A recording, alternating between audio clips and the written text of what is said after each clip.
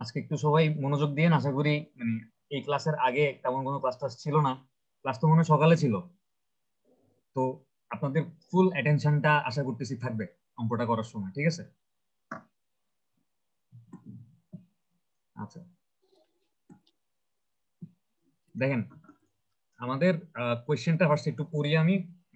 কোয়েশ্চেনে কি কি ইনফরমেশন দেয়া আছে প্রথমে এই জিনিসটা একটু ধরার চেষ্টা করি, বা কোয়েশ্চেনে যদি এমন কোনো টার্মিনোলজি থাকে যেটার মানে আমি বুঝি না, ওই জিনিসগুলো একটু বুঝাই দেই, তারপর আমরা ম্যাথটা কিভাবে করব চিন্তা করতেছি, ঠিক আছে?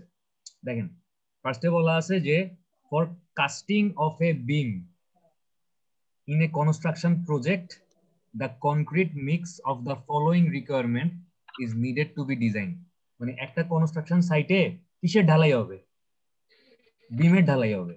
তো বিম ঢালাই দেওয়ার জন্য আপনাকে কনক্রিট তৈরি করতে হবে সাইটে।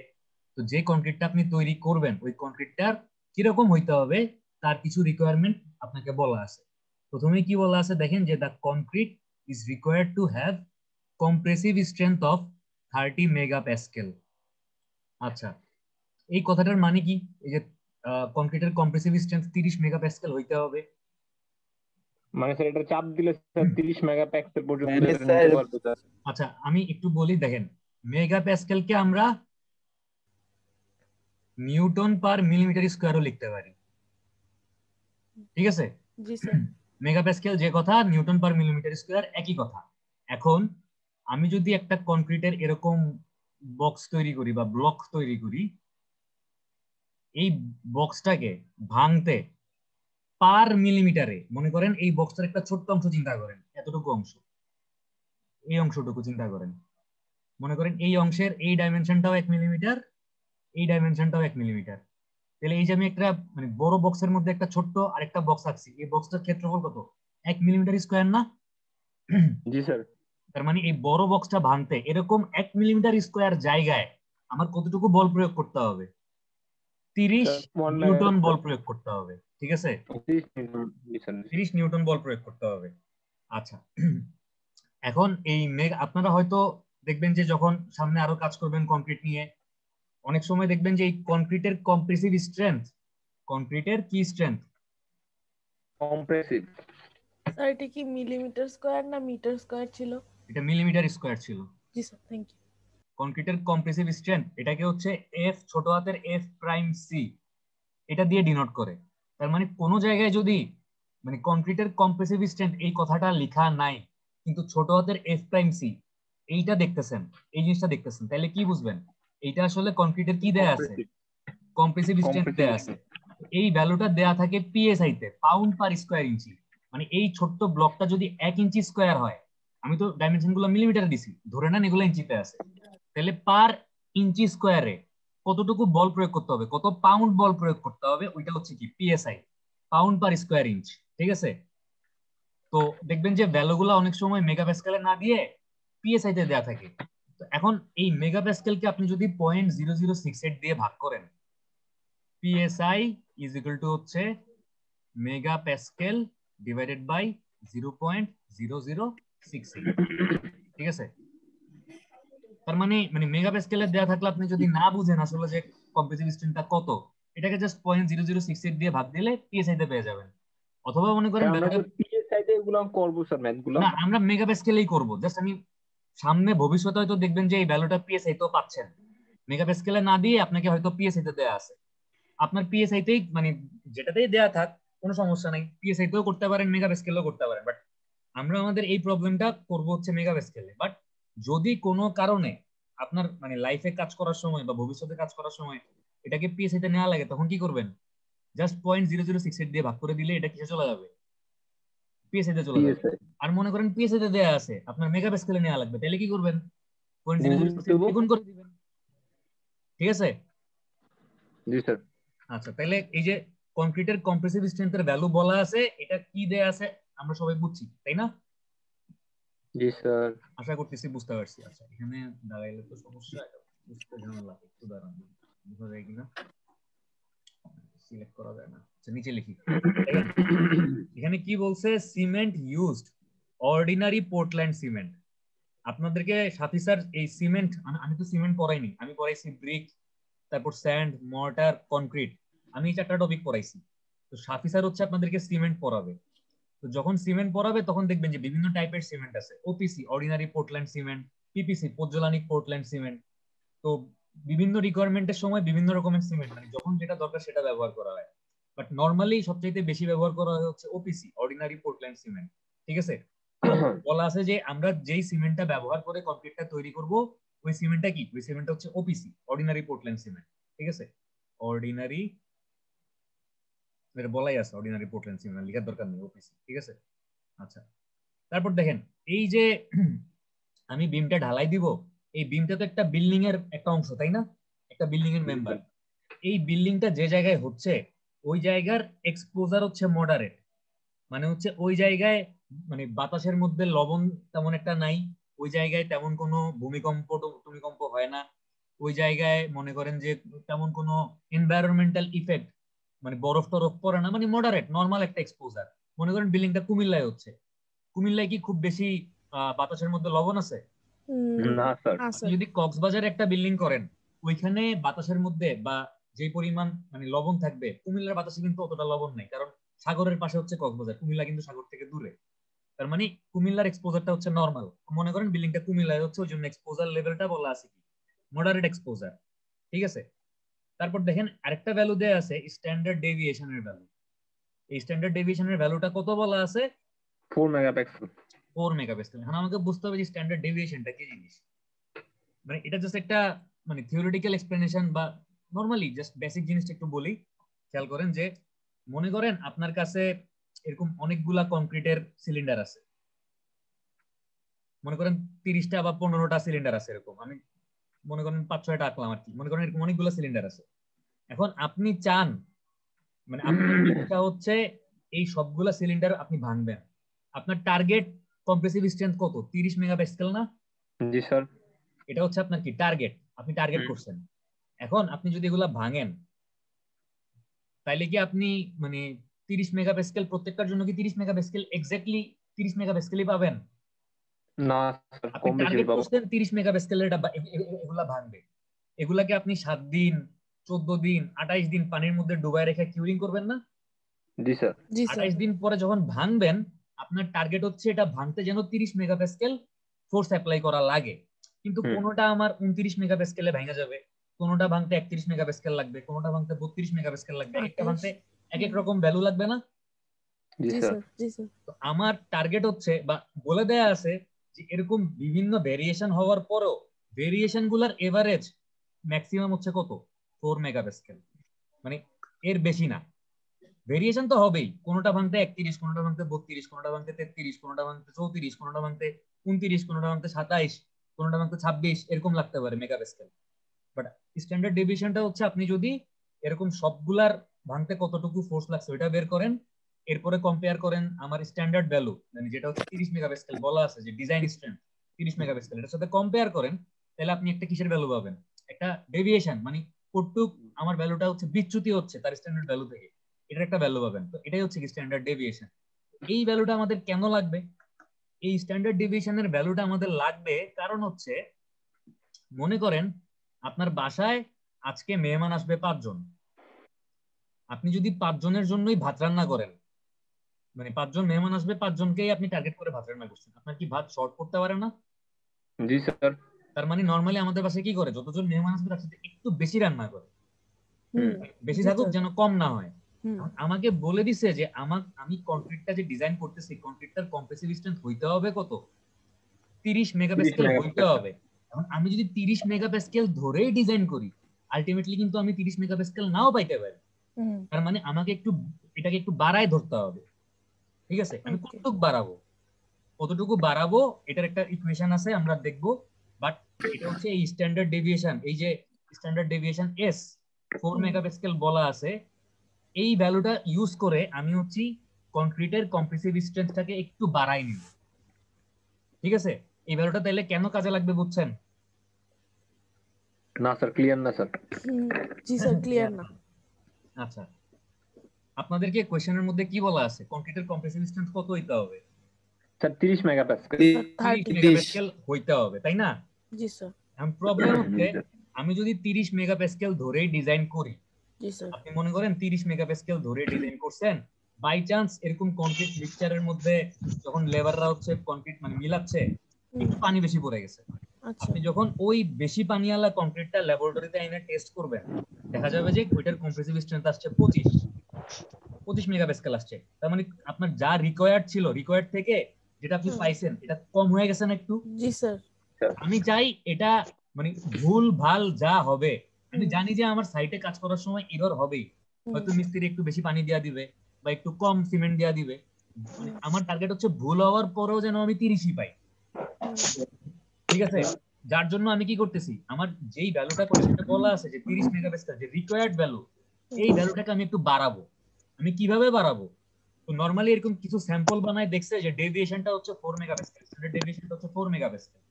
তো ওই এই স্ট্যান্ডার্ড ডেভিয়েশন 4 মেগাপ্যাসকেলের ভ্যালুটা ইউজ করে আমি হচ্ছে এই যে রিকোয়ার্ড স্ট্রেংথ 30 মেগাপ্যাসকেল বলা আছে এই ভ্যালুটাকে একটু বাড়ায় দিব, যেন ভুল ভাল বা এরকম উল্টাপাল্টা কিছু হইলো আলটিমেটলি ভাঙার পর আমি মিনিমাম 30 যেন মেগাপ্যাসকেল রিকভার করতে পারে। হ্যাঁ, ব্যাপারটা হচ্ছে অনেকটা এরকম।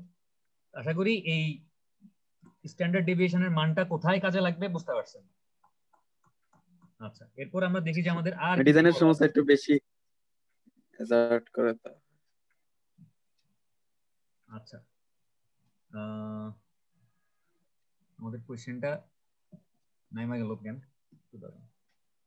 আচ্ছা, যাই হোক, এরপরে দেখি কোশ্চেনে কি বলা আছে একটু দেখেন তো। এরপরে কোশ্চেনে বলা আছে হচ্ছে ডিজাইন মিক্স স্লাম টার্গেট। এই জিনিসটা একটু বুঝতে হবে, দেখেন। আর এখানে লেখাতে তো সবকিছু হাইলাইট হয়ে যাচ্ছে, একটু দাঁড়ান আমি। আচ্ছা, এই যে দেখেন এখানে বলা আছে যে ডিজাইন মিক্স স্লাম টার্গেট কত মিলিমিটার? 75 থেকে 100 মিলিমিটার। এখন এই যে স্লাম টার্গেট বা স্লাম ভ্যালুটা কি জিনিস আমরা তো জানি না, আমরা জানি না স্যার। আচ্ছা, এটা কিভাবে বা এটা কি জিনিস আমি একটু বলি তাহলে বুঝতে পারবেন। এটাও ল্যাবরেটরিতে টেস্ট করব আমরা, মানে আপনারা যখন ল্যাব করবেন তখন টেস্ট করবেন, বাট এখন একটু জাস্ট আইডিয়া দিয়ে দিই। দেখেন, মনে করেন এরকম একটা কনক্রিট মিক্সচারের মধ্যে, যদিও মিক্সচারটা দেখতে মিক্সচারের মতো হয় নাই, ধরে নেন এটা একটা কনক্রিট মিক্সচার, ঢালাই মিলাইলো বা মিক্সচার মিলাইলো, মিলানোর পরে মিক্সচারটা কি করে এরকম ফালায় না? জি স্যার। ফালায়। এখান থেকে হচ্ছে লেবাররা কি করে, এখান থেকে লেবাররা হচ্ছে মাথায় করে নিয়ে যায়, তাই না? জি স্যার। এরকম যখন ঢালার পরে মনে করেন আপনার সন্দেহ হইলো যে এটা একটু বেশি মানে পানি পানি হয়ে গেছে, মানে অতিরিক্ত পানি মিলানো হয়েছে, আপনি হচ্ছে ইঞ্জিনিয়ার হিসেবে এখানে আছেন, আপনার ডাউট হয়েছে যে অতিরিক্ত পানি মিলাইছে। আপনার ডাউট হইলে তো হবে না, ব্যাপারটা তো মানে দেখতে হবে আসলে, যাচাই বাছাই করে যে আসলেই কি অতিরিক্ত পানি মিলাইছে কিনা, ঠিক আছে? এখন মনে করেন আমাদের ওইখানে ডিজাইন স্লাম ভ্যালু কত বলা ছিল? 75 মিলিমিটার থেকে 100 মিলিমিটার। মনে রাখবেন যে 1 মিলিমিটার সমানে মানে সরি 1 ইঞ্চি সমান সমান কত মিলিমিটার? 1000 মিলিমিটার না, 1 ইঞ্চিতে 25 মিলিমিটার, ঠিক আছে? 1 ইঞ্চিতে কত মিলিমিটার? 20 মিলিমিটার। 25 মিলিমিটার। তার মানে 75 মিলিমিটার মানে কত? 3 ইঞ্চি। আর 100 মিলিমিটার মতো মানে কত? 4 ইঞ্চি। 4 ইঞ্চি। তার মানে আমাকে বলে দেয়া আছে যে আমরা যে স্লাম ভ্যালুটা চাই, আমাদের রিকোয়ার্ড স্লাম ভ্যালু হচ্ছে কত? 75 মিলিমিটার থেকে 100 মিলিমিটার, অথবা 3 ইঞ্চি থেকে 4 ইঞ্চি হইতে হবে। এখন এই স্লাম ভ্যালুটা কি জিনিস দেখেন, মনে করেন এরকম সাইটের মধ্যে কনক্রিট মানে মানে মিক্স আপ করে মিক্সচার মেশিন থেকে ঢালার পরে আপনার মনে হচ্ছে এখানে অতিরিক্ত পানি আছে, আপনি কি করবেন? আপনি একটা এরকম চোঙ্গা আছে না, চোঙ্গা তো দেখছেন সবাই, চোঙ্গা চিনেন?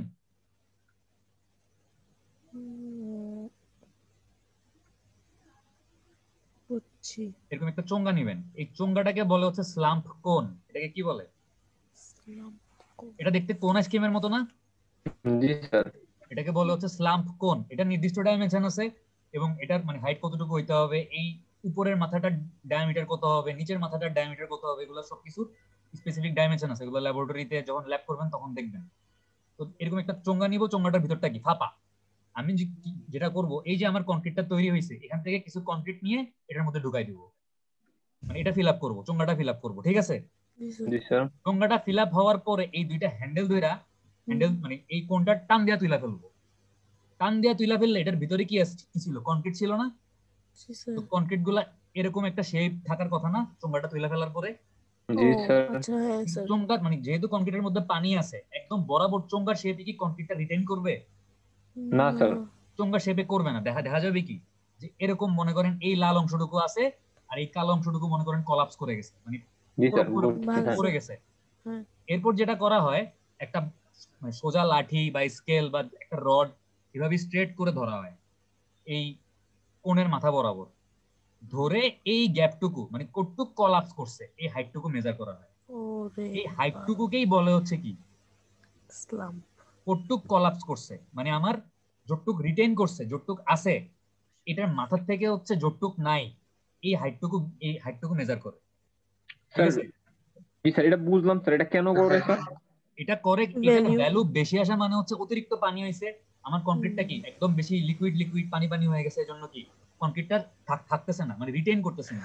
আপনি এই সাপোর্ট সরায় ফেললে এই কোনটা তো একটা সাপোর্টের মতো কাজ করতেছে এটার ভিতরে যখন জি স্যার। কংক্রিট। হ্যাঁ। আর স্যার support যদি সরায় ফেললে এক্সাক্ট হয়, একদম এক্সাক্ট হয়, একদম যদি এক্সাক্ট হয় তাহলে বুঝতে হবে যে পানির পরিমাণ একটু বেশি কম দেওয়া হয়েছে। একদম মানে এক্সাক্ট হওয়াটাও ভালো না, কারণ আপনার যদি পানি কম থাকে আপনাকে তো ওকে রিকোয়ার্ড পরিমাণ পানি দিতে হবে। স্যার কলাপস করবেই স্যার। এটা কলাপস করবেই, একটু হইলেও কলাপস করবে। আপনি যদি ওকে স্যার, বুঝছি। সঙ্গে সঙ্গে তুলে ফেলেন তাহলে কলাপস করবে। আপনি মনে করেন এই চোঙ্গার মধ্যে কংক্রিটটাকে 5 মিনিট রাখা দিচ্ছেন, তাহলে কি অলরেডি কংক্রিট সেটিং হওয়া শুরু হয়ে যাবে না? হ্যাঁ জি স্যার স্যার। তখন জমাট দেখবেন যে তুইলা ফেললে আর ওইভাবে কলাপস করতেছে না। বাট যদি সঙ্গে সঙ্গে তুইলা ফেলেন তাইলে মানে যেটা করতে হবে সঙ্গে সঙ্গে তুইলা ফেলতে হবে। এই কোনটা হচ্ছে কংক্রিট দিয়ে ফিল আপ করার পর সঙ্গে সঙ্গে হ্যান্ডেল দুইটা ধরে টান দিবেন, এটা তুলে ফেলবেন। যতটুকু কলাপস করার করবে আপনি জাস্ট একটা স্কেল ধরে এভাবে করে এই গ্যাপটুকু মেজার করবেন। এই গ্যাপটুকুই হচ্ছে স্লাম ভ্যালু। স্যার স্কেলটা কিভাবে ধরবো স্যার? স্কেলটা কিভাবে ধরবো স্যার একটু বললেন। এই যে মনে করেন আমার কোণ, এই কোণটা তো আপনি সরাই ফেলছেন, ঠিক আছে? আর এই হচ্ছে আমাদের এই কোণের মধ্যে যে কংক্রিটটা ছিল, মনে করেন কংক্রিটটা একটুকু আছে আর বাকিটুকু ভাঙা পড়ে গেছে। স্কেলটা হচ্ছে এই কোণের মাথার মধ্যে এমনি বসাবেন সোজা করে। এটা স্কেল মানে হইতে হবে যে এমন কোন মানে আহামরি মানে বাধ্যবাধকতা না, একটা সোজা সোজা রড হইতে পারে, সোজা একটা লাঠি হইতে পারে। এই লাঠিটা ধরার উদ্দেশ্য কি? জাস্ট আমি এই গ্যাপটুকু মাপতে যাচ্ছি, এই গ্যাপটুকু। জি স্যার, বুঝছি স্যার। এই গ্যাপটুকু আজকে আমাদের জন্য মানে কত হইতে হবে বলা আছে 75 মিলিমিটার থেকে 100 মিলিমিটার। স্যার ডান দিক থেকে কলাপসটা বেশি হয়েছে আর উপরের সাইডটা একটু কলাপস কম, তাহলে স্যার উপরের সাইডটা যেমন মাপতেছি আর কি, ডান দিকটা তো কলাপস উপরের বেশি। সাইডটাই মাপবেন, উপরের সাইডটাই মাপবেন। মানে আমি দেখতেছি যে আমার এদিকে কিন্তু বেশি কলাপস হয়েছে, এদিকে কি কম কলাপস হয়েছে, তাই না? জি স্যার। আপনি হাইয়েস্ট পয়েন্টটা মাপবেন। এবার ডান বাম আমার এমন হইতে পারে যে এভাবে কলাপস হয়েছে, হইতে পারে না? হ্যাঁ স্যার। হোক, সমস্যা নেই। আপনি সবসময় কোন মাথাটা ধরবেন? উপরের মাথাটা ধরবেন, ঠিক আছে? আর এই যে ফেল করতেছে, এই ফেইলের বিভিন্ন মানে ক্রাইটেরিয়া আছে। কোন সময় দেখবেন যে এমনে ফেল করছে, কোন সময় দেখবেন যে মাঝখান দিয়ে ফেল করছে, কোন সময় দেখবেন যে একেবারে মানে মাটির মধ্যে গড়াগড়ি খাইতেছে। হ্যাঁ হ্যাঁ। তো কোনটাকে শিয়ার ফেলিওর বলে, কোনটাকে হচ্ছে আপনার মানে ডায়াগোনাল ফেলিওর বলে। কিভাবে ফেল করতেছে এগুলো ল্যাবরেটরিতে যখন স্ল্যাম টেস্ট করবেন তখন দেখবেন যে মানে ফেলিওর প্যাটার্ন গুলো নিয়েও পড়াশোনা করবেন। বাট আজকে জাস্ট একটু বুঝেন যে এই স্ল্যামের ভ্যালু কত হইতে হবে বলা আছে 75 থেকে 100 মিলিমিটার বা 3 থেকে 4 ইঞ্চি হইতে হবে বলা আছে কোশ্চেনের মধ্যে। বুঝছেন না? জি স্যার। আচ্ছা, আমি জাস্ট কোশ্চেনের প্রত্যেকটা জিনিস একটু বলতেছি, কারণ মানে কোশ্চেনটা না বুঝলে দেখা যাবে যে অনেক কিছু বুঝেন না। আচ্ছা, এরপর দেখেন যে কোশ্চেনে এরপরে যেটা বলা আছে maximum size of coarse aggregate কত হইতে হবে? 19 মিলিমিটার। মানে এর চাইতে বড় সাইজের কোর্স এগ্রিগেট মানে পাথর বা ব্রিক চিপস আমি ইউজ করব না। আমি যেই কোর্স এগ্রিগেট গুলা ইউজ করব, কোর্স এগ্রিগেট কি ব্রিক চিপস বা এরকম বোল্ডার বা পাথর, ঠিক আছে? এই কোর্স এগ্রিগেটের ম্যাক্সিমাম সাইজ কত হইতে পারবে? 19 মিলিমিটার। এবার যদি এটাকে ইঞ্চিতে নিতে চান তাহলে 25 দিয়ে ভাগ করেন, তাহলে বুঝতে পারবেন কত ইঞ্চি হইতে পারে, তাই না? কারণ আমরা যেহেতু জানি আমাদের 1 ইঞ্চি সমান সমান কত মিলিমিটার? 25 মিলিমিটার। 0.76 স্যার। মানে এর চাইতে বড় হইতে পারবে না আমাদের এগ্রিগেটের সাইজ, ঠিক আছে? এরপর দেখেন কোশ্চেনে বলা আছে যে স্পেসিফিক গ্র্যাভিটি অফ সিমেন্ট কত? 3.15। মানে সিমেন্টের আপেক্ষিক গুরুত্ব, স্পেসিফিক গ্র্যাভিটি, এটা কি জিনিস? আর যদি এই ভ্যালুটা মনে করেন আপনাকে আমি বলি নাই, কিন্তু আপনার কাছে মানে যেই সিমেন্টটা দিয়ে আমি কংক্রিটটা বানাবো ওই সিমেন্টটা আপনার কাছে আছে, আপনার কাছে একটা ওজন করার ওয়েট মেশিন আছে, তাহলে কি আপনি সামহাউ এই স্পেসিফিক গ্র্যাভিটিটা বের করতে পারবেন? স্যার ডব্লিউটি এমজি দিয়ে বার করা যাবে স্যার? না না না না না, আপেক্ষিক গুরুত্বের মানে স্পেসিফিক গ্র্যাভিটির সূত্র বা কিভাবে বের করি আচ্ছা, স্পেসিফিক গ্র্যাভিটি হচ্ছে একটা অনুপাত বা রেশিও, ঠিক আছে? স্যার এটা কিন্তু দেখাইছি আপনি। একটা অনুপাত বা রেশিও, এবং এটা হচ্ছে খুবই সহজ, বস্তুর ওজন ডিভাইডেড বাই সময়ায়তন পানির ওজন। ডিভাইডেড বাই সম আয়তন পানির ওজন। এখন মনে করেন আপনাকে মানে এটা আসলে কিসের স্পেসিফিক গ্র্যাভিটি দেয়া আছে? সিমেন্টের স্পেসিফিক গ্র্যাভিটি কোশ্চেনে বলা আছে না 3.15। জি স্যার। এখন আপনাকে মনে করেন আমি এটা বলে দেইনি, আপনাকে এটা ল্যাবরেটরিতে টেস্ট করে বের করতে হবে যে যে সিমেন্টটা আপনি ব্যবহার করতেছেন ওই সিমেন্টের স্পেসিফিক গ্র্যাভিটি কত।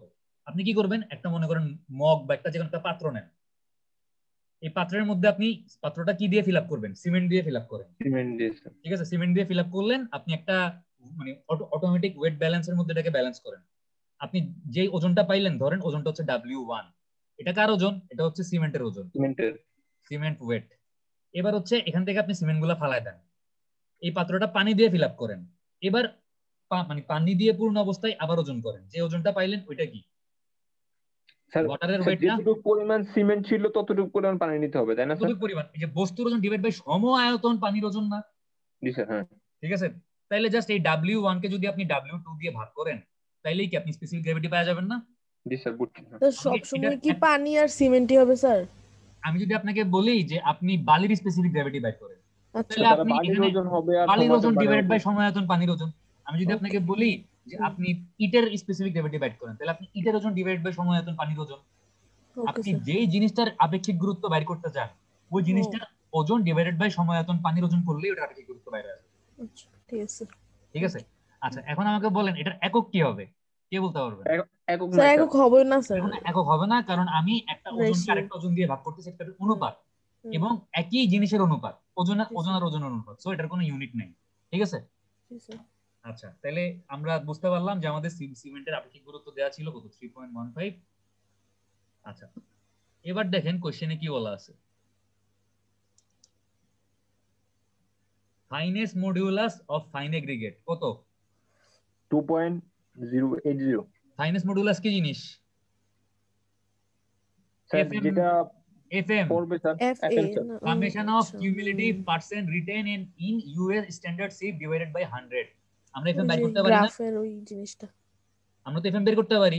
জি স্যার। তার মানে যেই বালিটা আমি কংক্রিট তৈরি করতে যে সিমেন্টটা ব্যবহার করব ওইটার আপেক্ষিক গুরুত্ব বলা আছে 3.15, আর আমি কংক্রিটটা তৈরি করতে যেই ফাইন এগ্রিগেট বা বালিটা ব্যবহার করব ওই বালির FM বা ফাইনেস্ট মডুলাসের ভ্যালু কত দেয়া আছে? 2.80। তো তাহলে এই FM দেখে আমরা বুঝতে পারি না যে বালিটা কি কোর্স স্যান্ড, মিডিয়াম স্যান্ড না ফাইন স্যান্ড? স্যার এটা ফাইন স্যান্ড স্যার। ফাইন স্যান্ডের আপেক্ষিক গুরুত্ব 2.2 থেকে 2.6 সম্ভবত, মিডিয়াম হচ্ছে 2.6 থেকে 2.9, আর কোর্স হচ্ছে 2.9 থেকে 3.2। তাহলে এটা কোন ধরনের বালি? Sir medium sir. Medium sir. এটা আমাদের মানে অঙ্কটা করতে এই ইনফরমেশনটা মানে এটা কোর্স না ফাইন নাকি কি বলবো মিডিয়াম দরকার নাই, তারপরে জাস্ট ভ্যালুটা দেখে তো আমরা বুঝতে পারতেছি যেহেতু আমরা জানি আইডেন্টিফাই। জি স্যার, জাস্ট বোঝানোর জন্য বললাম।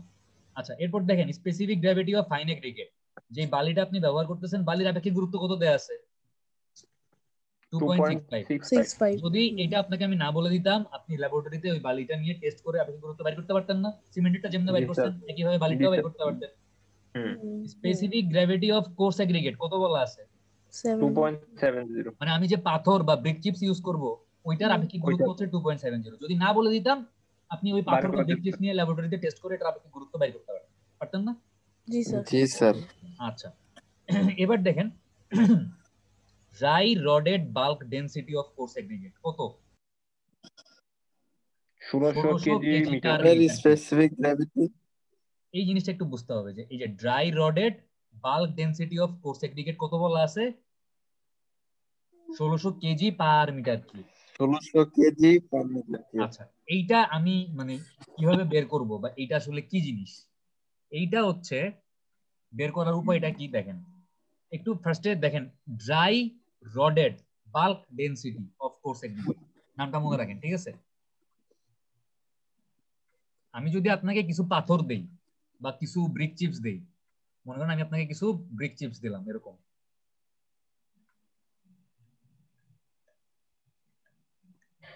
মনে করেন এই ব্রিক চিপস গুলা বা মনে করেন আপনাকে কিছু পাথর দিলাম, এই পাথরগুলো হচ্ছে সারাদিন মনে করেন খোলা আকাশের নিচে পড়েছিল, যদি সারাদিন এগুলা খোলা আকাশের নিচে পড়ে থাকে, এগুলোর মধ্যে অবশ্যই কিছু ময়েশ্চার আছে না, পানি আছে না?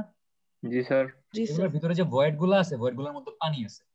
তো আমি ফার্স্টে দেখেন আমাদের নামটা কি ছিল, dry rodded black bulk bulk sorry sir bulk bulk. Density of কি কোর্স এগ্রিগেট। হুম। এখন এটাকে ফার্স্টে ড্রাই করতে হবে। আমি এটাকে ড্রাই করব কিভাবে? এই যে আমাদের এগ্রিগেট গুলো আছে, এই এগ্রিগেট গুলাকে হচ্ছে আপনি ওভেনের মধ্যে, ঠিক আছে, নরমালি আমরা যে বাসায় মাইক্রোওয়েভ ওভেন ইউজ করি ওই ওভেন না, এগুলো হচ্ছে অতি Different. মানে অনেক হাই টেম্পারেচার ওভেন। এগুলোর টেম্পারেচার 105 থেকে মানে 100 ডিগ্রির উপর তোলা যায়। তো এক্স্যাক্টলি ভ্যালুটা আমার মনে নেই, প্রবাবলি ভ্যালুটা হচ্ছে 105 ডিগ্রি সেলসিয়াস। তো এই এগ্রিগেট গুলাকে আপনি এরকম ওভেনের মধ্যে মানে 24 ঘন্টা 105 ডিগ্রি সেলসিয়াসে রাখা দিবেন, এবং ওভেনটা কিন্তু অন থাকবে, ওভেনটা কিন্তু বন্ধ হবে না।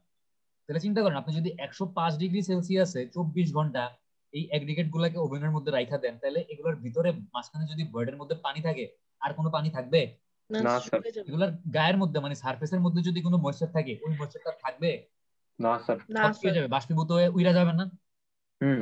তার জি মানে স্যার। এটাই হচ্ছে কি, এগ্রিগেটটাকে আমি ফার্স্টে ড্রাই করলাম, এবং এই অবস্থাটা এগ্রিগেটের এই স্টেট বা অবস্থাটাকে বলা হচ্ছে ওভেন ড্রাই অবস্থা। কি বলে মনে থাকবে? ওভেন জি স্যার, ড্রাই। Oven dry. মনে থাকবে? জি স্যার ট্রাই করুন। ওভেনের মধ্যে এটাকে ড্রাই করলেন না?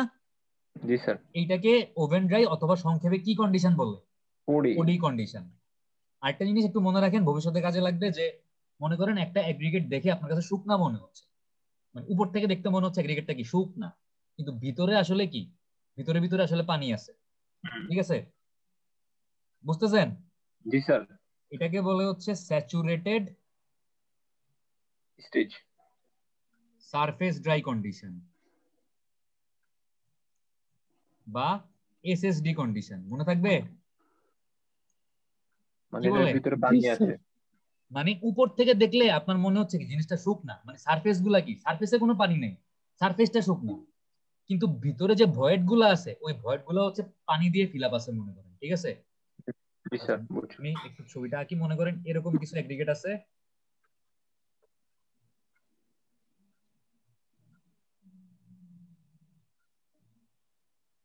আচ্ছা এখানে এই যে দেখেন এগুলা কি ভয়েড না, এই যেগুলো ভয়েড না? জি স্যার। হুম। তো এই ভয়েড গুলোর মধ্যে যদি পানি থাকে কিন্তু সারফেসে যদি কোনো পানি না থাকে, তখন এটাকে কি বলে? এসএসডি অবস্থা, স্যাচুরেটেড সারফেস ড্রাই অবস্থা বলে। এখন দেখেন আমি কি সবগুলা ভয়েডের মধ্যে পানি আঁকছি? না স্যার। আমি কিছু ভয়েডের মধ্যে পানি আঁকছি, কিছু ভয়েড এখনো তো ভয়েডই আছে। হুম। তার মানে ভয়েড গুলা যদি আংশিক পানি দিয়ে ফিল আপ থাকে, তখন ওইটাকে বলে হচ্ছে পার্শিয়ালি স্যাচুরেটেড। মানে পিএইচডি। না না, মানে পিএইচডি বলে না, জাস্ট মানে কমপ্লিটলি স্যাচুরেটেড আর পার্শিয়ালি স্যাচুরেটেড কি জিনিস বলতেছি একটু ও জাস্ট স্যার। বোঝার জন্য। তাহলে কি এগুলা একটু গল্পের মতো খালি শুনেন, ঠিক আছে? এগুলা আমাদের অঙ্ক করতে লাগবে না, বাট যেহেতু ইঞ্জিনিয়ারিং ম্যাটেরিয়ালস পড়তেছেন সামনে কাজে লাগবে। দেখেন তাহলে পার্শিয়ালি স্যাচুরেটেড কথাটার মানে বুঝছেন? জি স্যার। আর যদি প্রত্যেকটা ভয়েড স্পেস পানি দিয়ে ফিল আপ থাকতো তাহলে কি বলতাম? Sir completely. তাহলে বলতাম কমপ্লিটলি স্যাচুরেটেড অথবা ফুললি স্যাচুরেটেডও বলতে পারতাম, তাই না? জি স্যার। তাহলে স্যার এসএসডি আর কম্পিউটার পার্থক্য কি স্যার? এসএসডিটা হচ্ছে মনে করেন সারফেসে কোনো পানি নাই, ভিতরে পানি আছে, এবং ভিতরে কি আমি ধরে নেই ভিতরে পুরা পানি আছে, মানে ভিতরে সবগুলা ভয়েড হচ্ছে পানি দিয়ে ফিল আপ।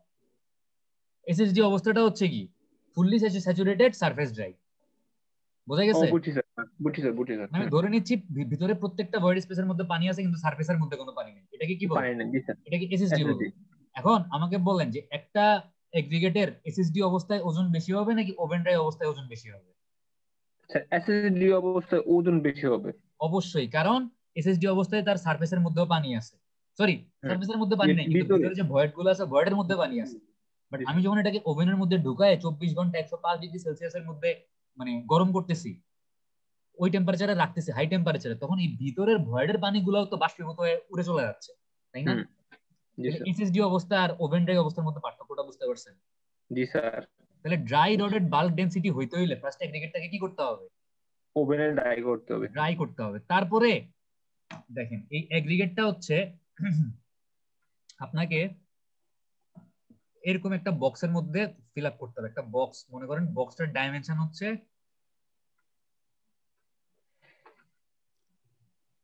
এই ডাইমেনশনটাও মনে করেন 1 মিটার, এখান থেকে এতটুকু, এই হাইটও মনে করেন 1 মিটার, আর এই ডাইমেনশনটাও মনে করেন 1 মিটার। তাহলে এই বক্সটার আয়তন বা ভলিউম কত? 1 মিটার কিউব। 1 metre cube. এই 1 মিটার কিউব একটা বক্স আপনি যদি কোর্স এগ্রিগেট দিয়ে ফিল আপ করতে যান, প্রথমে মনে করেন আপনি কোর্স এগ্রিগেট গুলো ঢাইলা দিচ্ছেন, এগুলোর ভিতরে ভিতরে কি থাকবে? ভয়েড থাকবে না? জি স্যার। মুড়ির টিনের মধ্যে যখন মুড়ি ভরে বাসায়, তখন দেখছেন ফার্স্টে মুড়িগুলা ভরার পরে একটু ঝাঁকি দিলে আরো জায়গা বাইর হয়। জি স্যার, জি স্যার। সেম এখানেও সেম। ক্লাস করতেছিস রে, তুমি মুড়ি এনে দিচ্ছ, ক্লাস কর। বুঝি নাই, কেউ কিছু বললেন?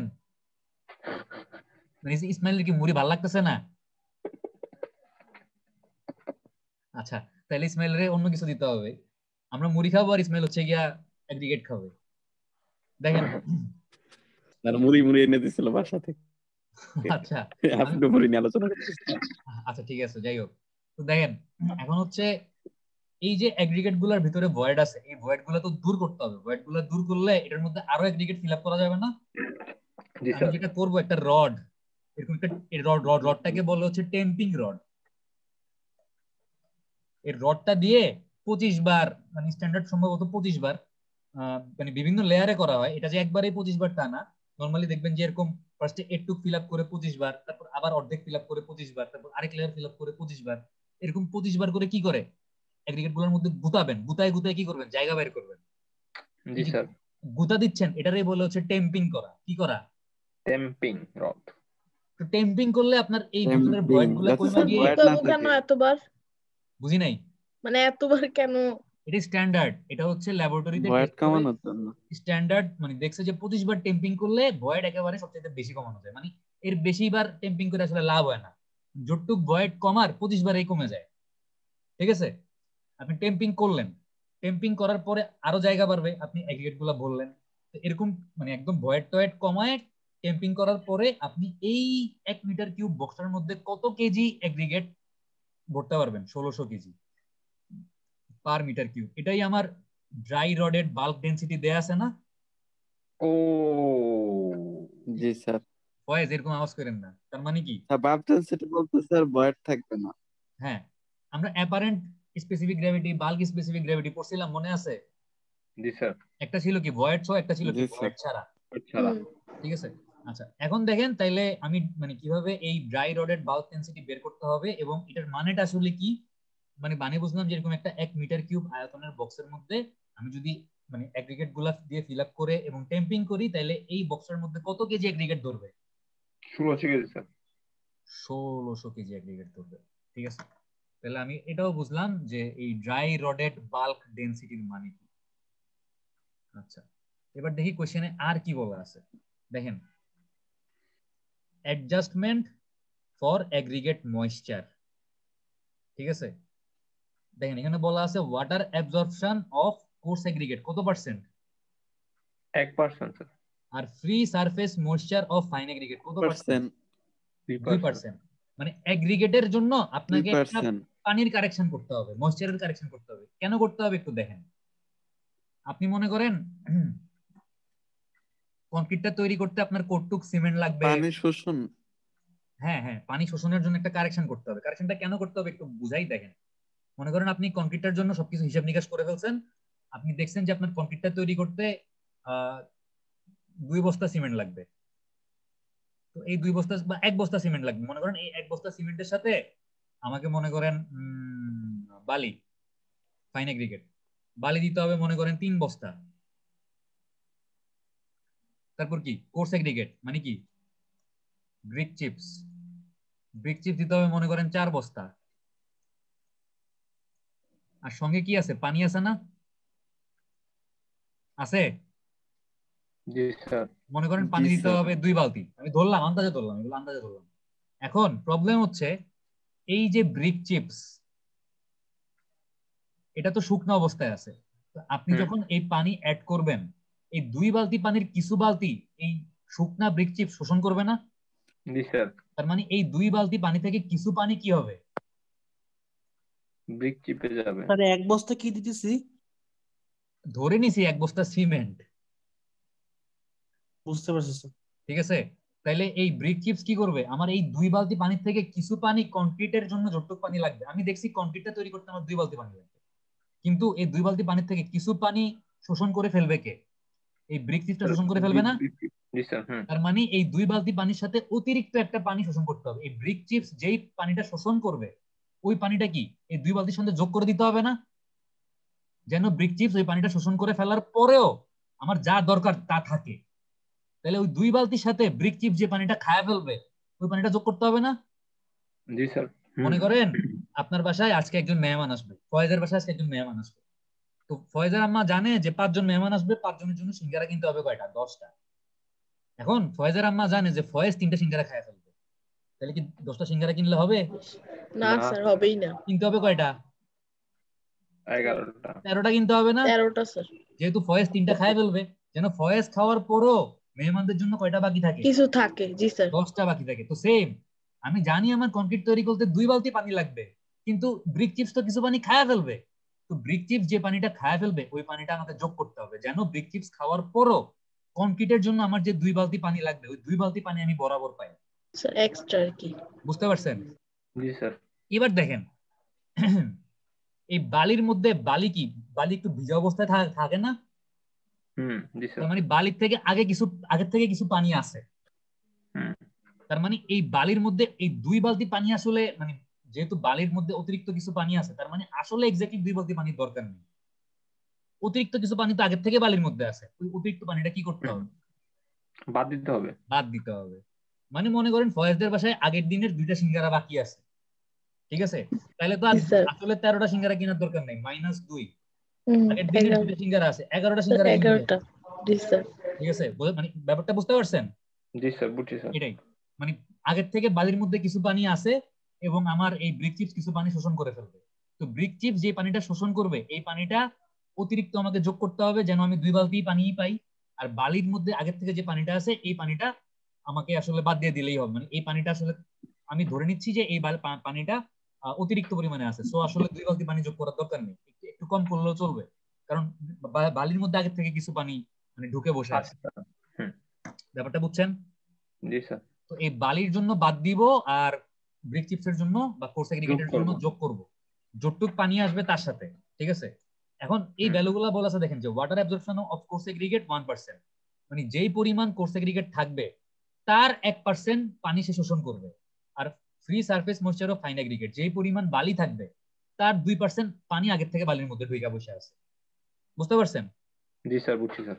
ওকে, এবার দেখেন বলা আছে নন এয়ার তার মানে স্যার আমাদের 1% পানি যোগ করতে হবে, 2% পানি বিয়োগ করতে হবে।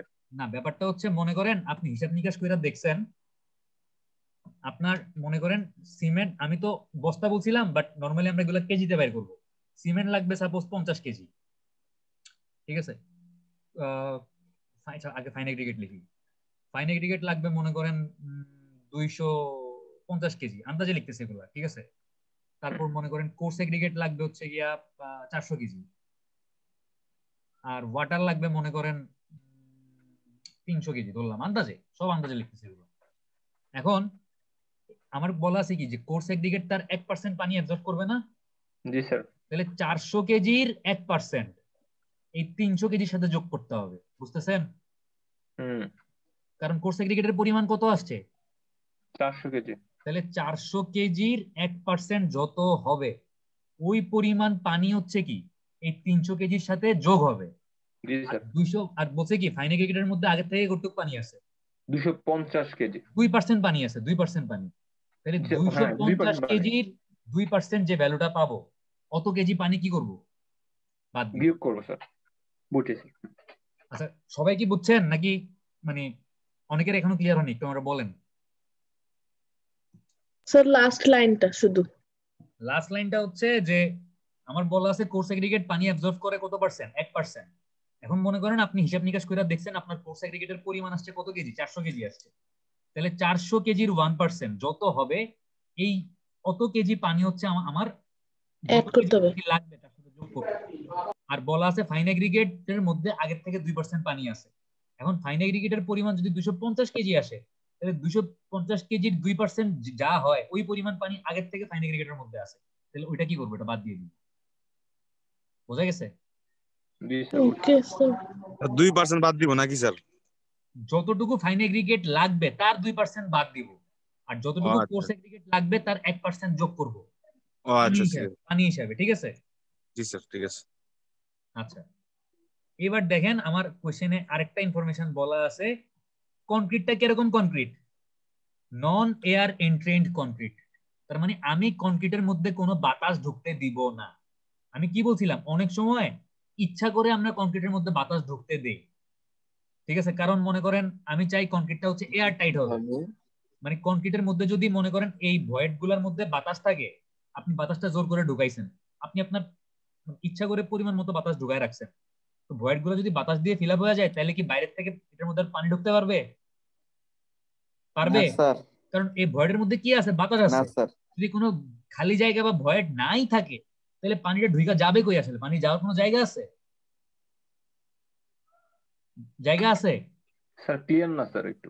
নাই স্যার। ভাই মনে করেন এই একটা কনক্রিট, ঠিক আছে, একটা কনক্রিটের ব্লক, কনক্রিটের ব্লকের মধ্যে সিমেন্ট টিমেন্ট আছে, মনে করেন এগ্রিগেট টেগ্রিগেট আছে, আর মাঝখানে মাঝখানে এরকম ফাঁকা ফাঁকা জায়গা আছে।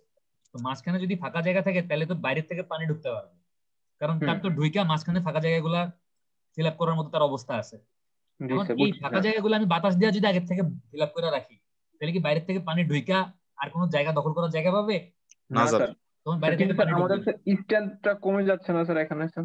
না, আমি অনেক সময় মনে করেন আমি জানি যে এরকম বাইরে থেকে পানি ঢুকতে পারে, বা আমি জানি যে আমার যে কনক্রিটটা বা আমি স্ট্রাকচারটা যে জায়গায় তৈরি করতেছি পানির নিচে তৈরি করতেছি, মনে করেন, তার মানে কি, মানে পানি ঢোকার একটা টেন্ডেন্সি আছে। তখন আমি কি করতে পারি, এটাকে এয়ার টাইট বানানোর জন্য আমি আগের থেকে কিছু বাতাস আমি অ্যালাউ করবো যেন বাতাস ঢুকে। তো বাতাস যেন ঢুকতে পারে, মানে এটা কিন্তু আমি হিসাব করে দেখবো যে কতটুকু বাতাস আমি অ্যালাউ করবো, ইচ্ছা মতো না কিন্তু। ঠিক আছে? এটা কিভাবে করে, এয়ার এন্ট্রেইনিং অ্যাডমিক্সচার, মানে কনক্রিট তৈরি করার সময় এই cement, fine aggregate, coarse aggregate এবং এই ওয়াটারের সাথে এক ধরনের আপনার অ্যাডমিক্সচার বা কেমিক্যাল ইউজ করে, যে কেমিক্যালটা কতটুকু ইউজ করলে কতটুকু বাতাস ঢুকবে আমি আগে থেকে হিসেব নিকেশ করে বাইর করতে পারবো, ওই পরিমাণ মানে কেমিক্যাল অ্যাড করলে ওই পরিমাণ বাতাস ঢুকবে। ঠিক আছে? বাট আজকে আমাদের কোশ্চেনে কি বলা আছে, নন এয়ার এন্ট্রেইনিং কনক্রিট, তার মানে আমি কনক্রিটের মধ্যে কোনো বাতাস ঢুকতে দিই মানে আর্টিফিশিয়ালি ঢুকাচ্ছি না। ঠিক আছে? আমি জি যদি স্যার। এয়ার এন্ট্রেইনিং কনক্রিট বলতাম, তার মানে কি বুঝতাম যে আমি কোন একটা কেমিক্যাল ইউজ করে আমার কনক্রিটের মধ্যে আমি বাতাস ঢুকাবো। বাট আমাদের কোশ্চেনে কি বলা আছে, স্যার এয়ার এন্ট্রেনিং কনক্রিটে বেনিফিট কি স্যার? এই যে বললাম আপনার এটা ওয়াটার টাইট হচ্ছে, এয়ার টাইট হচ্ছে, বাইরে থেকে বাতাস ঢুকতে পারতেছে না, বাইরে থেকে পানিও ঢুকতে পারতেছে না। আপনি মনে করেন একটা ব্রিজ তৈরি করবেন, যে ব্রিজটার মনে করেন এরকম একটা ব্রিজ তৈরি করতেছেন, এই ব্রিজের যে পিলার পিলার গুলো আছে, পিলার গুলা কি পানির নিচে না? জি স্যার। তো এই পিলার গুলার এই অংশগুলাতে কি পানি মানে ঢুইকা কনক্রিটটা কেন মানে নষ্ট করতে পারে না বা কনক্রিটের ক্ষতি করতে পারে না? জি স্যার। তার মানে জি আমি স্যার। চাই যে এই পানির নিচে যে অংশটুকু আছে এই অংশটুকু এয়ার টাইট মানে ওয়াটার টাইট হবে, যেন পানি ঢুকতে না পারে। তাহলে আমি কি করতে পারি, এরকম আগে থেকে কিছু এয়ার এন্ট্রেইনিং অ্যাডমিক্সচার ইউজ করতে পারি। তাহলে এই অ্যাডমিক্সচারটা কি করবে, কনক্রিটের এই ভয়েড গুলাকে ফিল আপ করে ফেলবে, তাহলে আর বাইরে থেকে পানি ঢুকতে পারবে না। এবার বুঝতে পারছেন? স্যার বলছিলাম এটা হচ্ছে যে বাতাসটাকে স্যার, হ্যাঁ স্যার এটা যে আমাদের ডিজাইন যে স্ট্রেংথ সেটা হ্যাঁ, থাকবে। বাতাস অ্যালাউ করতেছি ওইটা চিন্তা করে ডিজাইন স্টেট আমি ওইভাবেই ডিজাইন করব। মানে আমি মনে করেন বলে দিছি যে ডিজাইন স্ট্রেংথ 4000 না, আমি কত বলছি 30 মেগাপাস্কেল বলছি। এখন আমি যদি বলতাম যে এটা এয়ার এন্ট্রেইনিং কনক্রিট, তাহলে বাতাস ঢোকার পরেই আমি বলছি যে বাতাস ঢোকার পরে ভাঙতে 30 মেগাপাস্কেল লাগে। ঠিক আছে? আচ্ছা, আচ্ছা বুঝছি স্যার। এবার হচ্ছে দেখেন কোশ্চেনে কি আর কিছু বলা আছে? না স্যার। আর কিছু বলা নেই। এবার আমরা হচ্ছে আরেকটু তাহলে সামনে আগাইতে পারি। দেখেন এই যে আমরা কনক্রিটের মিক্স ডিজাইন করব, এই মিক্স ডিজাইনের বিভিন্ন উপায় আছে, বিভিন্ন মেথড আছে, বিভিন্ন গাইডলাইন আছে। বিএনবিসি কোডের নাম শুনছেন? না স্যার শুনে নেই। বিএনবিসি মানে হচ্ছে বাংলাদেশ না ন্যাশনাল স্যার। Building code. আপনি যখন বাংলাদেশে কোনো বিল্ডিং করতে যাবেন, তখন আপনাকে এই বিএনবিসি কোড অনুযায়ী কাজ করতে হবে। ঠিক আছে? তো ওরকম আপনি যখন কোন একটা কনক্রিটের মিক্সচার তৈরি করবেন, কিছু গাইডলাইন আছে। গাইডলাইন গুলো কি কি আছে দেখেন, এসিআই গাইডলাইন আছে, বিএস গাইডলাইন আছে, আইবিএস গাইডলাইন আছে। তো এসিআই মানে কি? এসিআই মানে হচ্ছে, কেউ বলতে পারবেন? Sir American American concrete institute industry sir. Institute American Bangladesh institute. Standard. হ্যাঁ, বিএস মানে হচ্ছে ব্রিটিশ স্ট্যান্ডার্ড, বিডিএস মানে হচ্ছে Bangladesh standard. O sir.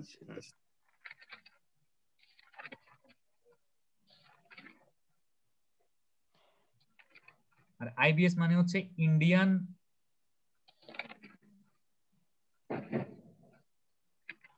Bureau of Indian standards মনে হয়।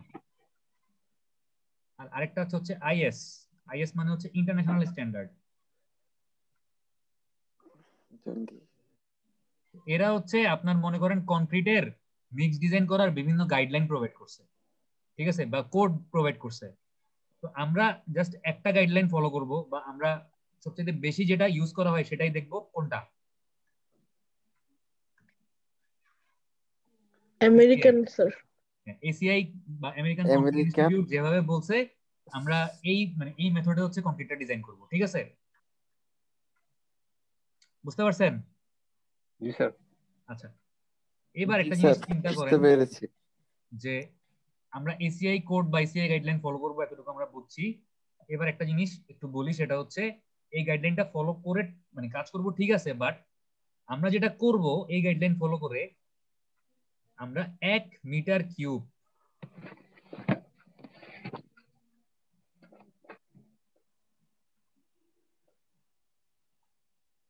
একটা কনক্রিটের ব্লক তৈরি করার জন্য, এই কনক্রিটের ব্লকটার আয়তন কত? 1 মিটার কিউব। 1 metre cube. এই 1 মিটার কিউব মানে কি এটার এই ডাইমেনশনটাও 1 মিটার, এই ডাইমেনশনটাও 1 মিটার, এই ডাইমেনশনটা কত? 1 মিটার। এটাও 1 মিটার। এই 1 মিটার কিউব একটা কনক্রিটের ব্লক তৈরি করতে আমার কতটুকু সিমেন্ট লাগবে?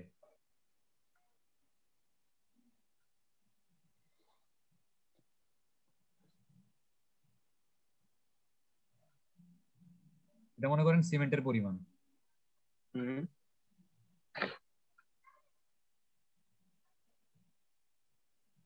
কতটুকু বালি লাগবে?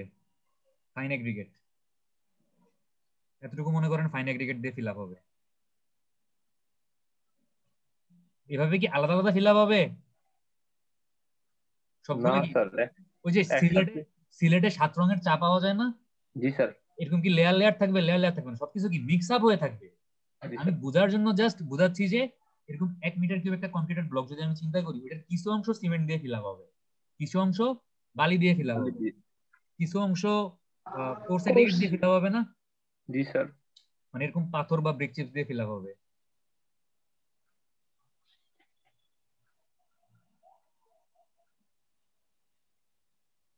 আবার কিছু অংশ কি পানি দিয়ে ফিল আপ হবে না? জি স্যার।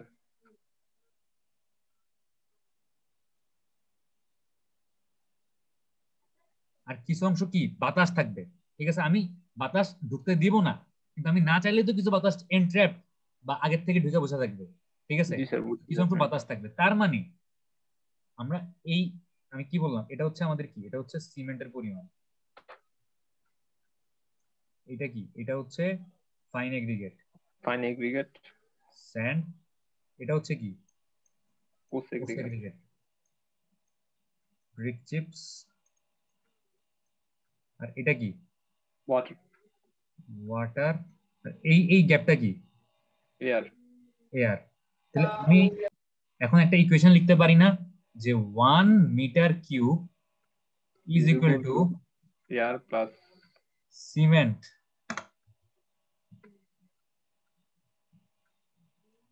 ডান দিকে যায় না কেন?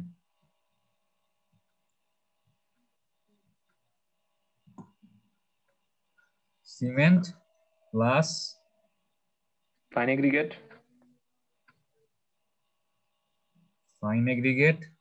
Plus coarse aggregate plus water plus air plus water plus air. আমি লিখতে পারি জি স্যার। এটাকে Yes, 1 sir. নাম্বার ইকুয়েশন দিলাম। Yes, sir. এই 1 নাম্বার ইকুয়েশন ইউজ করতে হবে আমাদেরকে, ঠিক আছে? এখন আমি যদি এই 1 মিটার কিউব কংক্রিটের ব্লকটা তৈরি করতে আমার কতটুকু সিমেন্ট লাগবে, কতটুকু ফাইন এগ্রিগেট লাগবে, কতটুকু কোর্স এগ্রিগেট লাগবে, কতটুকু ওয়াটার লাগবে, কতটুকু এয়ার লাগবে, আমি যদি এই ভ্যালুগুলো বের করে ফেলতে পারি, তাইলে কি এগুলার রেশিও করলেই কি আমার কংক্রিটের মিক্স ডিজাইন হয়ে গেল না? জি স্যার। আমি কত সিমেন্টের সাথে কত ইস টু সিমেন্টের সাথে কত ইস ফাইন এগ্রিগেট, কত অনুপাত কোর্স এগ্রিগেট, কত অনুপাত পানি যোগ করবো আমি পেয়ে যাবো রেশিও গুলা অনুপাত করলেই। মানে এই 4টা ভ্যালুর মধ্যে সবচাইতে ছোট যেটা আসবে ওইটা দিয়ে বাকিগুলোকে ভাগ করলেই হয়ে যাবে না? বুঝেন নাই? জি স্যার, জি স্যার, জি স্যার। মনে করেন আপনার সিমেন্টের আবার একটু রিপিট। আরেকবার একটু বলেন স্যার। আমি কি দেখলাম, মানে এই যে 1 metre cube is equal to cement plus fine aggregate plus coarse aggregate plus water plus air, এটা তো বুঝছেন? জি স্যার। এই লাইনটা বুঝেন? তাহলে মনে করেন আমি হিসাব নিকাশ করার পর দেখছি আমার এই 1 মিটার কিউব ব্লকটা তৈরি করতে যে ব্লকটার compressive strength F prime C এর ভ্যালু কত মেগাপাস্কেল বলা আছে? 30 মেগাপিক্সেল। 30 মেগাপাস্কেল বলা আছে। তো আমি দেখলাম যে এই 30 মেগাপাস্কেলের একটা কংক্রিটের ব্লক যদি আমি তৈরি করতে চাই তাহলে আমার সিমেন্ট লাগবে হচ্ছে 50 কেজি, ফাইন এগ্রিগেট বালি লাগবে ধরলাম মনে করেন 100 কেজি, কোর্স এগ্রিগেট লাগবে মনে করেন 200 কেজি বা 150 কেজি ধরি, 150 কেজি। আর এই পানি লাগবে মনে করেন হচ্ছে কি 200 কেজি। তাহলে এখন আমাকে বলেন আমার কংক্রিটের মিক্স ডিজাইন যদি আমাকে মানে সাজেস্ট করতে হয় তাহলে আমার কত রেশিও গুলা কত? Cement, fine aggregate, coarse aggregate আর ওয়াটার। সিমেন্টের পরিমাণ কত? আমি যদি 50। ছোট ভ্যালু কোনটা? 50 না? জি স্যার। আপনি যদি এই 50 দিয়ে বাকি ভ্যালু গুলাকে ভাগ করেন তাহলে তো রেশিও পাওয়া যাবে 1:2, 2:4। ও 3:4।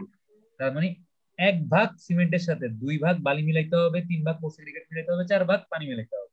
এটাই তো আমার মিক্স ডিজাইন, এটাই হচ্ছে আমার মিক্স ডিজাইন, ঠিক আছে?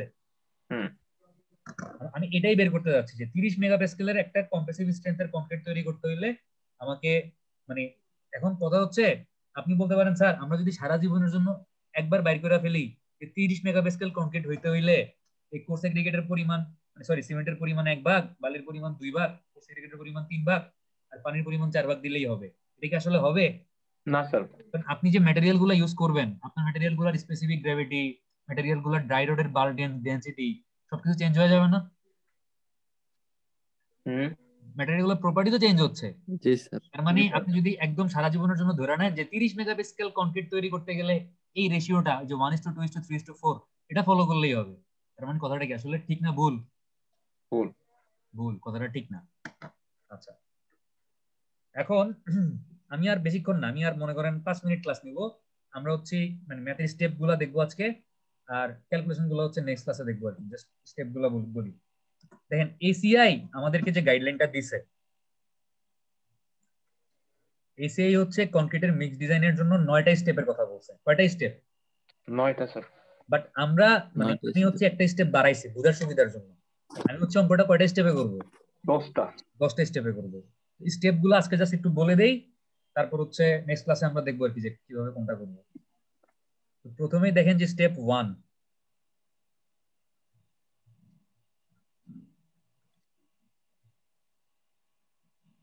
স্টেপ 1 হচ্ছে চয়েস অফ স্লাম্প।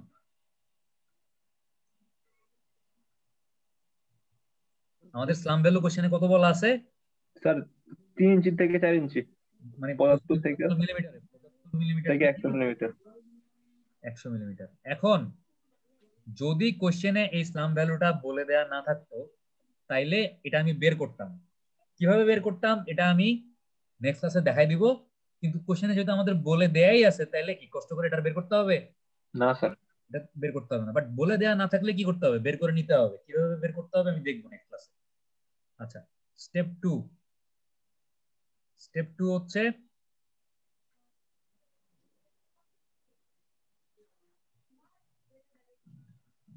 চয়েস অফ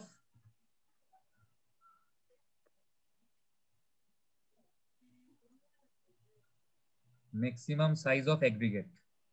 2.8 এগ্রিগেটের 2.08 ম্যাক্সিমাম সাইজ কত বলা আছে? স্যার 2.08 মিডিয়ামটা স্যার।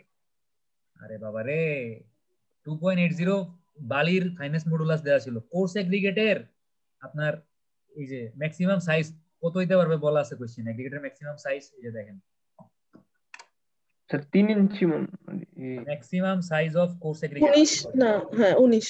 স্যার 19 ইঞ্চি স্যার, 19 মিলিমিটার স্যার, মিলিমিটার বলা 0.7 আর ইঞ্চি 0.7 হচ্ছে 0.76 ইঞ্চি। হ্যাঁ এরকম কিছু একটাই বোধহয়। যাই হোক, তো আমাদের তাইলে সেকেন্ড স্টেপটা কি? Choice of maximum size of aggregate. কোশ্চেনে এটা কত বলা আছে? 19 মিলিমিটার। যদি এটাও কোশ্চেনে ডাইরেক্টলি বলে না দিত, এটাও কি আমাদেরকে বের করে নেওয়া লাগতো। ঠিক আছে, স্টেপ 2 তে মানে 2 তে আমরা কি করতাম, আমরা হাইয়েস্ট মানে ম্যাক্সিমাম কত সাইজের এগ্রিগেট ইউজ করতে পারবো, ম্যাক্সিমাম সাইজটা আমরা বের করে নিতাম। ঠিক আছে, জি স্যার। আচ্ছা এই স্টেপ 3 টা হচ্ছে আপনাদের মানে ওই এসিআই গাইডলাইনে কাজটা করছে কিন্তু স্টেপে আলাদা করে ভাগ করে নেই আর কি। তো আমি বোঝার সুবিধার জন্য আরেকটা স্টেপ করছি, স্টেপ 3। এসিআই গাইডলাইনটা মিলালে দেখবেন যে স্টেপ 3 টা নাই, এটা আমি অতিরিক্ত ঢুকাইলাম মানে আপনাদের বোঝার সুবিধার জন্য। এটা হচ্ছে ক্যালকুলেশন অফ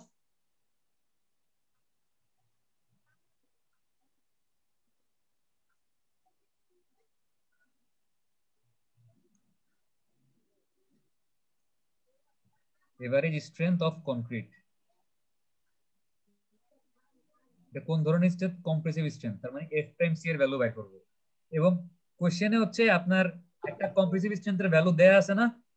4 মেবি স্যার, 4 কত দেয়া আছে? 30 মেগাপাস্কাল দেয়া আছে না? 30 মেগাপাস্কাল একটা দেয়া আছে, দেয়া আছে হচ্ছে 4 ছিল 30 মেগাপাস্কাল। আর স্ট্যান্ডার্ড ডেভিয়েশন এস এর মান কত দেয়া আছে? 4 মেগাপাস্কাল। এই দুইটা ভ্যালু ইউজ করে আমি হচ্ছে একটা average compressive strength of concrete F prime C বাইর করব। ঠিক আছে, এখানে একটা সূত্র ইউজ করতে হবে, বা মানে একটা না কয়েকটা সূত্র ইউজ করতে হয়, মানে 2-3টা সূত্র আছে, আমরা দেখবো নেক্সট ক্লাসে। 3 নাম্বার স্টেপ গেল, এবার দেখবো হচ্ছে 4 নাম্বার স্টেপে কি করব। দেখেন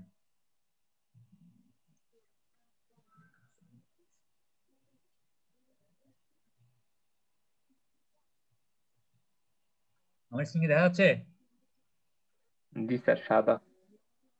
স্টেপ 4।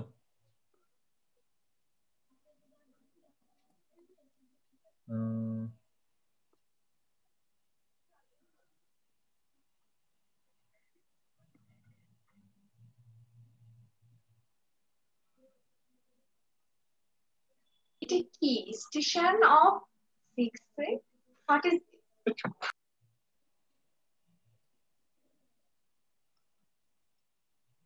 আচ্ছা দেখেন কি করতেছি, এস্টিমেশন অফ মিক্সিং ওয়াটার, মানে কতটুকু পানি যোগ করতে হবে, পানির পরিমাণটা বাইর করব, এবং কতটুকু বাতাস হচ্ছে আমি ধরতেছি যে আগের থেকে ঢুকে আছে পানি। আর ওই যে 1 মিটার কিউব কংক্রিটের ব্লকের মধ্যে পানির পরিমাণ আর কার পরিমাণ? এয়ারের পরিমাণ 1% না 2% ছিল। হ্যাঁ হ্যাঁ হ্যাঁ, এই বাতাসের পরিমাণটা বাইর করে ফেলবো। ঠিক আছে, এটা গেল আমাদের 4 নাম্বার স্টেপ। 5 নাম্বার স্টেপে হচ্ছে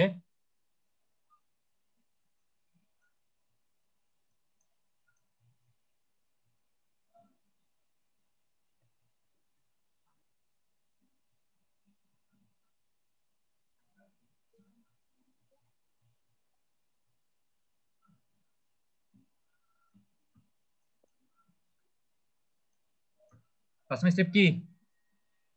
স্যার ওয়াটার আর সিমেন্ট। সিলেকশন অফ কি রেশিও? স্যার ওয়াটার আর সিমেন্ট না water sir? By cement ratio. Water cement ratio. ঠিক আছে, তার মানে হচ্ছে আমি যদি 4 নাম্বার স্টেপে আমার পানির পরিমাণটা বাইর করে ফেলতে পারি, আমি 4 নাম্বার স্টেপে পানির পরিমাণ বের করে ফেলতেছি না? জি স্যার। মানে কতটুকু পানির সাথে আমি কতটুকু সিমেন্ট যোগ করব, পানি আর সিমেন্টের অনুপাতটা আমি বের করব। ঠিক আছে, ওই নাম্বার স্টেপে 5 নাম্বারটাতে। 5 নাম্বার স্টেপে। আচ্ছা এরপর দেখেন স্টেপ 6 এ চলে যাই। স্টেপ 6 হচ্ছে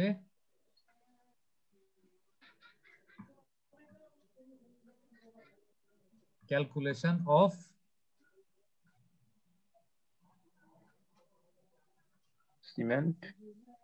সিমেন্ট কন্টেন্ট। দেখেন আপনি যদি 4 নাম্বার স্টেপে পানির পরিমাণটা পেয়ে যান, আপনি 4 নাম্বার স্টেপে এই পানির পরিমাণটা পেয়ে যাচ্ছেন, আর আপনি যদি 5 নাম্বার স্টেপে পানি আর সিমেন্টের একটা অনুপাত পান, তাইলে মনে করেন এই W/C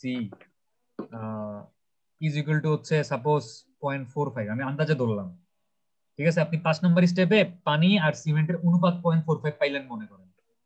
আপনি 4 নম্বর স্টেপ থেকে কি জানেন? এই পানির পরিমাণটুকু জানেন না?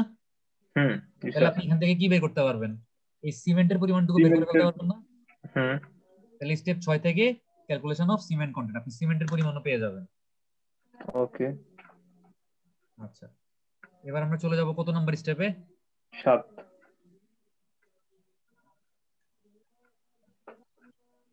স্টেপ 7। স্টেপ 7 যেটা করব,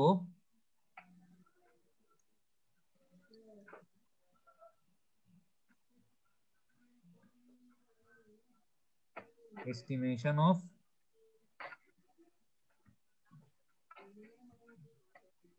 কতটুকু কোর্স এগ্রিগেট, ব্রিক চিপস বা পাথর মিলাইতে হবে, কোর্স এগ্রিগেটের পরিমাণটা বের করব, ঠিক আছে? এটা হচ্ছে স্টেপ 7। স্টেপ 8,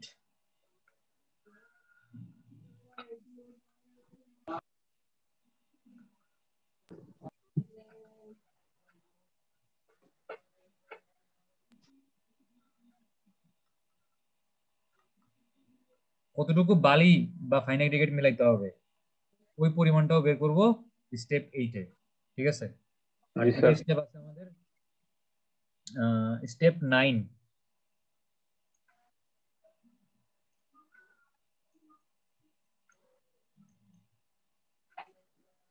ওই যে কোর্স এগ্রিগেট কিছু পানি শোষণ করবে আর ফাইন এগ্রিগেট পানি আছে, adjustment for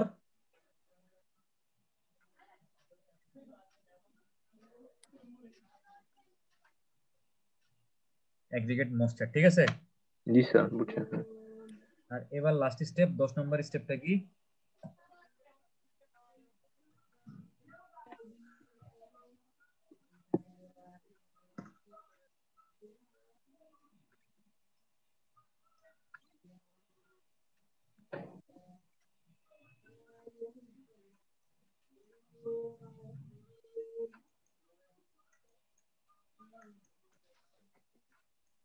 trial batch adjustment, মানে হচ্ছে স্টেপ 9 আমার আসলে মেইন কাজ শেষ, ঠিক আছে? বাট স্টেপ 9 মনে করেন আপনি সবকিছু পেয়ে গেছেন, আপনি ময়েশ্চারের পরিমাণ অ্যাডজাস্ট করে আমার সিমেন্টের সাথে কতটুকু ফাইন এগ্রিগেট, কতটুকু কোর্স এগ্রিগেট, কতটুকু ওয়াটার আমি যোগ করবো, আমি সব পেয়ে গেছি। বাট মানে একটা ট্রায়াল ব্যাচ বানাবেন, মানে কি আপনি একটা ট্রায়াল দিবেন, আপনি সবকিছু মিলাই দেখবেন যে আসলে ঠিক আছে কিনা। এখন সবকিছু মিলানোর পরে আপনার মনে হচ্ছে পানির পরিমাণ একটু কম হয়ে গেছে, আপনি একটু পানির পরিমাণ বাড়াইতে পারেন। আপনার মনে হয় পানির পরিমাণ একটু বেশি হয়ে গেছে, আপনি একটু পানির পরিমাণ কমাইতে পারেন। তার মানে আপনি একটা স্যাম্পল মানে এরকম মানে কনক্রিট বানায় দেখবেন যে আসলে সব ঠিকঠাক আছে কিনা। যদি আপনার কোনো কিছু কারেকশন করতে মন চায় যে আমি একটু পানির পরিমাণ কমাবো, একটু সিমেন্টের পরিমাণ বাড়াবো, একটু কোর্স এগ্রিগেটের পরিমাণ বাড়াবো বা কমাবো, ফাইন এগ্রিগেটের পরিমাণ একটু বাড়াবো বা কমাবো, এই অ্যাডজাস্টমেন্ট গুলো আপনি করবেন কোথায় এসে? Step 10 trial. বোঝা গেছে? জি স্যার। এই হচ্ছে আমাদের 10টা স্টেপে আমরা অঙ্কটা করব। নেক্সট ক্লাসে আমরা দেখবো যে কিভাবে আমরা অঙ্কটা করব, ঠিক আছে? 10টা স্টেপ কি সবার মনে আছে? না স্যার। স্টেপ 1টা কি ছিল? Choice of slump. Choice of slump. Step 2টা কি ছিল? Choice of maximum aggregate size. আমি ম্যাক্সিমামটা সংক্ষেপে লিখতেছি, ম্যাক্সিমাম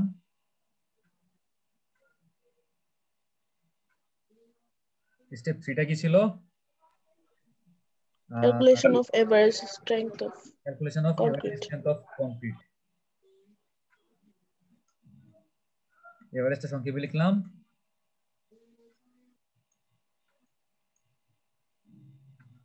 চার নম্বরটা ছিল calculation of air and water content.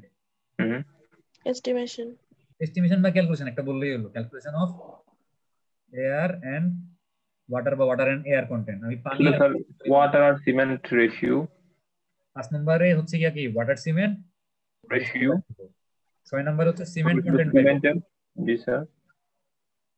7 নম্বরটা ছিল আপনার কোর্স এগ্রিগেট। 8 নম্বরটা ছিল ফাইন এগ্রিগেট কন্টেন্ট বাইর করব। 9 নম্বরটা ছিল ভুলে গেছি। 10 নম্বরটা কি ছিল জানি? স্যার ময়েশ্চার অ্যাডজাস্টমেন্ট করব।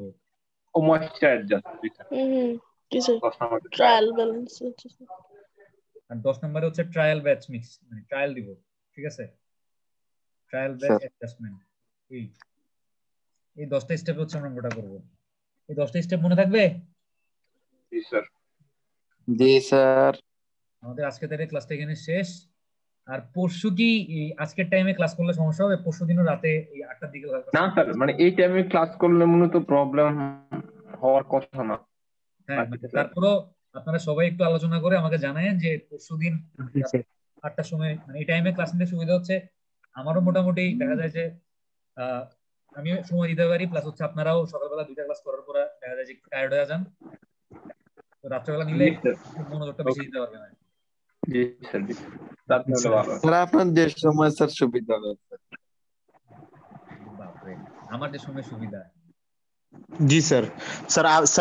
স্যার আপনি ওই যে টাইমটা স্যার আপনি ডিসাইড করেন, তাইলে স্যার এখানে স্যার আমাদের মধ্যে সমস্যাটা হয় না স্যার। আচ্ছা আমরা যদি ডিসাইড করতে যাই এখানে স্যার অনেক সমস্যা। আচ্ছা আমি বলে দিই, তাহলে আশা করি কারো সমস্যা হবে না। এই সপ্তাহটার জন্য আমি হচ্ছে আপনাদেরকে দিনে মানে দুপুরবেলা বা সকালবেলা ক্লাস না নিয়ে রাতে 8টার দিকে ক্লাস নিব। ওকে স্যার ঠিক আছে। তো আমাদের আরো 2টা ক্লাস বাকি আছে। জি স্যার ওই 2টা ক্লাস পরশুদিন আর তারপরের দিন, মানে বৃহস্পতিবার, পরশু কি বার?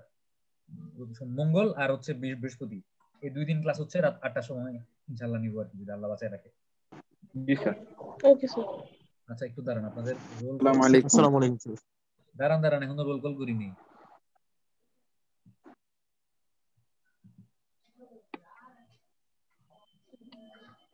রেকর্ডিংটা বন্ধ